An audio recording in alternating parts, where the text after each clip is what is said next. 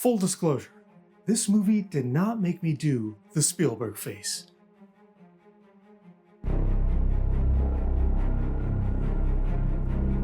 Spielberg is back, baby! Yes, the director of most of our childhoods has returned with Disclosure Day. Not just another movie from him, but an alien movie. You know, the stuff he's known for. This is the guy that made our childhoods with E.T. and Close Encounters. Then he scared the hell out of us with War of the Worlds.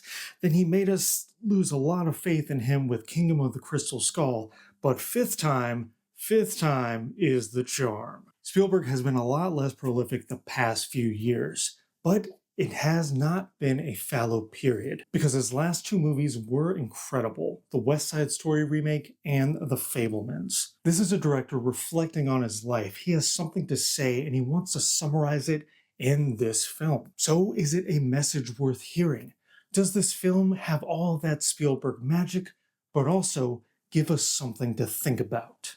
The movie hits the ground running and follows data analyst Daniel Kellner, played by Josh O'Connor. He's stolen secrets from shadowy organization Ward X, and now he's on the run for his life with his girlfriend Jane, played by Eve Hewson. In a parallel story, meteorologist Margaret Fairchild, played by Emily Blunt, seems to come down with strange powers. She can read people's thoughts, she can translate languages she's never spoken, and she can communicate in an alien tongue. Soon she too is on a collision course with Daniel, but on their tail is Colin Firth's head of Ward X. He will stop at nothing to keep these secrets from spilling out to the public, which could cause global chaos. It seems Daniel is hiding evidence of the existence of extraterrestrials, and he and Margaret are the key in a race against time for full disclosure.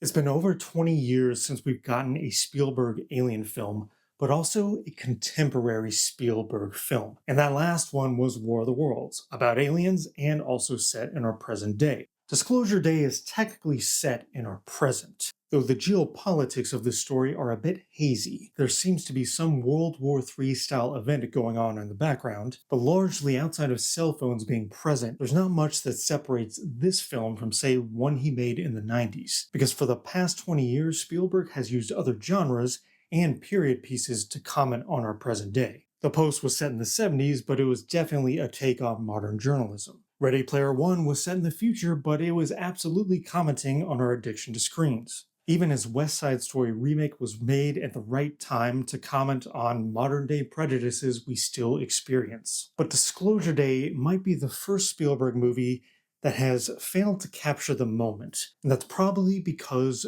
the moment we're in is so unusual, and it's made it incredibly tough for filmmakers to not only capture it, but tell the stories they want to tell. What's surprising about Disclosure Day is what Spielberg is trying to say here. He's mixing not only things he loves, aliens, strained families, spectacle, but things he's only explored in bit and pieces in other films, like journalism, like religion. So that makes Disclosure Day at the intersection of so many Spielbergian things and ideas. At the forefront of this story is truth, what our truths are as people, the collective truth of humanity, the truth of what you can see and hear and touch versus what you're told, which is something very relevant to today's time when AI and fake news and propaganda are all competing for our attention. And Spielberg, who is at the forefront of so much technology with his films, and for half of Disclosure Day, he does just that through a conspiracy thriller. What do you do when truth is the ultimate weapon? Our idea of truth in the world has completely been changed these past 20 years. And Spielberg and screenwriter David Koepp aren't quite up to the task. I mean, sure, on a technical level, Spielberg still has the juice. The way he can create momentum with camera blocking and John Williams' score is still second to none. And in between the exploration of truth and faith, there are quite a few absorbing moments, including an action scene with the train that gave me a bit of that Spielberg suspense magic, an interrogation from Colin Firth via some alien tech, And maybe the most simple but effective moment, which is carried by Emily Blunt and her performance, which in a way is the biggest special effect of this film, who through her confusion and humor and ability to just roll with what's happening to her, creates the funniest and the most human moments. But Blunt's grounding in the character and her comedic timing and her pathos and ability to become vulnerable at the drop of a hat really gives her storyline and the parts that hinge on her character the emotional weight that Spielberg is aiming for. Unfortunately, the whole other half involves Josh O'Connor's character, who's in a more generic espionage thriller. O'Connor is one of our best actors working today. He has such range, but here he's kind of saddled with just being the regular guy. Once he and Blunt team up, the movie starts to bring together all these threads, including the character Hugo, played by Coleman Domingo. It's here where the alien aspect and the technology aspect and the spiritual and emotional aspects converge for a set piece that is Spielberg at his kitschiest, which leads us to the last 30 minutes, which will be the most controversial part of this film, and it's where Spielberg and his screenwriter really tried to tie everything together, but really leave us with a statement. And it all hinges on good old-fashioned journalism, which, if you understand the state of the world now and how little faith we have in our journalistic institutions, i.e. the mainstream media, and how so much of this plan by the O'Connor character hinges on people